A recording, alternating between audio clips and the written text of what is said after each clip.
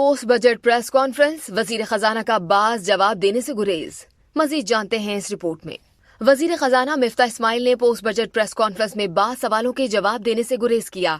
मिफ्ता इस्माइल ने बताया कि IMF से मिलने वाले कर्ज का बजट दस्तावेजात में इंदराज गलती से रह गया।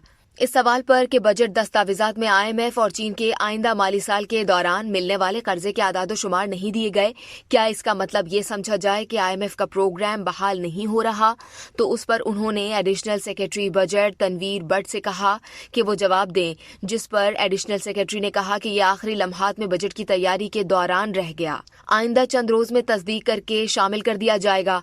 इस पर मिफ्ता इस्माइल ने कहा कि आइंदा बरस IMF से मिलने वाले कर्जे का बजट दस्तावेजात में इंदिराज गलती से रह गया। जब मिफ्ता इस्माइल से पूछा गया कि ये बताया जाए कि आइंदा माली साल का बजट डॉलर के किस रेट पर बनाया गया, तो उन्होंने कहा कि मैं इसका जवाब देना नहीं चाहता। काबिल अजीम मिफ्ता इस्माइल ने कहा कि इमरान खान ने फरवरी में पेट्रोलियम मसनूआत पर सब्सिडी देकर IMF मुआहदे की खिलाफ वर्जी की। IMF से बातचीत जारी है। उन्होंने कहा कि इनफरादी इनकम टैक्स के मामले पर IMF खुश नहीं। मजीद जानने के लिए सब्सक्राइब कीजिए डेली जंग YouTube चैनल और लाइक कीजिए हमारा Facebook पेज।